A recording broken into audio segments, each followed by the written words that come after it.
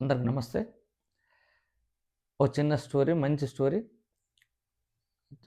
చాలా short story, కానీ చాలా నీతి దాగి ఉంటుంది దాంట్లో. ఏంటంటే ఒక గ్రామంలో ఒక పెద్ద గొప్ప పండితుడు ఉంటాడు.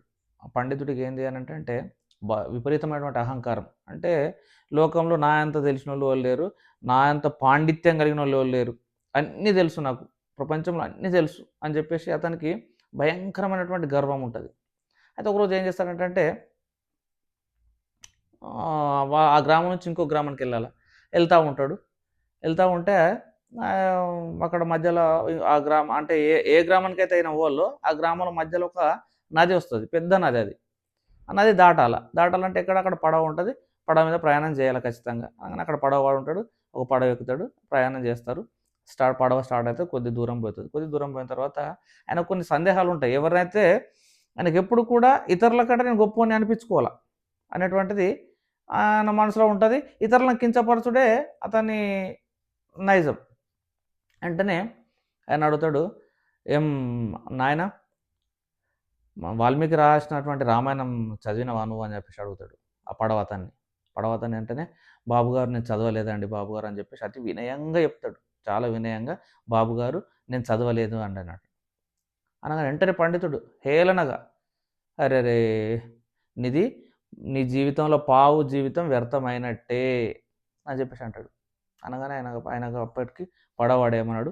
ఇక మళ్ళా వెళ్తూ ఉంటారు. మళ్ళీ అడుగుతాడు, కాళిదాసు రాసినటువంటి శకుంతల చదివినవా? చదవలేను బాబుగారు అంటాడు. అయ్యో నీ జీవితంలో సగం జీవితం వ్యర్థమైపోయినట్టే అంటాడు. వెంటనే ఉన్నటువంటి హేళన చేస్తాడు అతన్ని.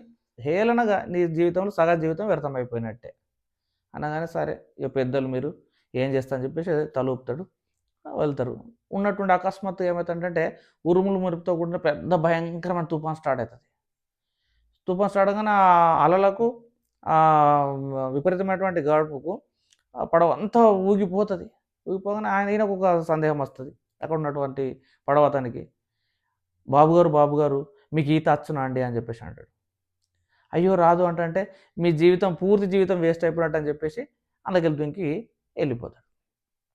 కథ ఇక్కడితోనే కథ అయిపోయింది. అయితే మనం దాని నుంచి నేర్చుకున్నటువంటి విషయం ఏంది? ఒక వ్యక్తికి తెలిసినటువంటి విద్యనే ప్రపంచంలో అన్నిటికంటే గొప్పదా? అంతకంటే గొప్ప విద్య లేవా? అసలు వేరే వాళ్ళు నేర్చుకున్నటువంటి విద్యనే కదా. 64 కళలు అంటాము, ఎన్నో రకాలైనటువంటి పనులు ఉన్నాయి ప్రపంచంలో. ఒకరిని పోల్చుకుని ఒకరు నాకు చదువు వస్తుంది అని చెప్పేసి విర్రవేయడానికి లేదు. చదువు రానటువంటి వ్యక్తి కూడా కొన్ని సందర్భాలలో సమాజానికి చాలా రకాలుగా ఉపయోగపడుతుండొచ్చు. అతనికి ఉన్నటువంటి చిన్న జ్ఞానమే నీలాంటి వాళ్ళని ఎక్కువ మందిని కాపాడుతుండొచ్చు. అది గమనించక నాకు వచ్చిందే గొప్పది, నాకు తెలిసినటువంటి విద్యనే గొప్పది, నాకు వచ్చినటువంటి పాండిత్యమే గొప్పది, నాకు వచ్చినటువంటి కళనే గొప్పది. ఒక చిత్రకారుడు ఉంటాడు, అతను ఆ చిత్రాలలో ఆయన గొప్పవాడు కావచ్చు. ఇంకొకటి సంగీత విద్వాంసుడు ఉంటాడు, ఆయన సంగీతంలో గొప్పవాడు. కానీ చిత్రకారుడు కంటే సంగీత విద్వాంసుడే గొప్పవాడా అనడానికి లేదు. ఇంకొకటి వ్యవసాయదారుడు ఉంటాడు, అతని పనులు అతని నైపుణ్యం సంపాదించినటువంటి వ్యక్తి కావచ్చు.